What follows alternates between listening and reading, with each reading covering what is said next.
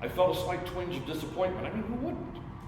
We all hope that our books would be things that readers would want to keep around to read again someday. But here we are, faced with the bald, hard truth that not everyone who buys and reads our books is going to want to keep them. I at least had the pleasure of knowing that the 3 copies I found on the shelf had been well read, as evidenced by the wear on and the cracks in the spines.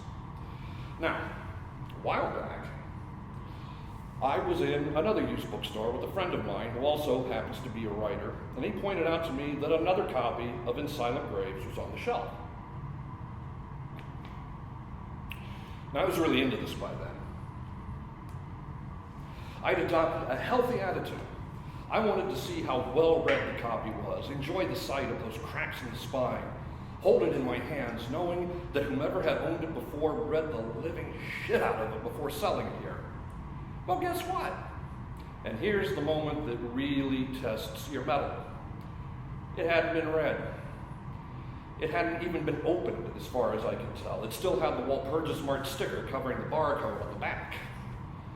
What is it? Asked my writer friend. This hasn't even been read. Well, you don't know that, he replied. Maybe the person who sold this is, I don't know, an animal retentive basket case like you. They take care not to damage the spine when they read a paperback. Maybe they're just very careful with their books. Yeah, maybe they just didn't read it. Now, outwardly, I'm doing the healthy attitude shuffle. I'm trying to be calm and cool and collected, but inwardly, I am jumping up and down and throwing a fit, threatening to hold my breath until my face turns blue.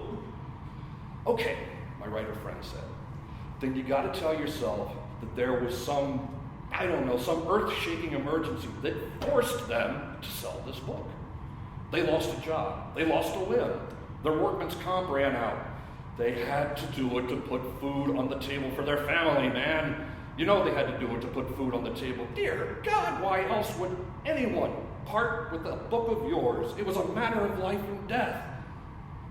So what you're telling me in your own subtle way is that I'm overreacting? Oh God, no, Gary, not at all. You are a hero, you're a lifesaver. He threw his arm around my shoulder and began talking very loudly, attracting the attention of everyone within 15 feet of us.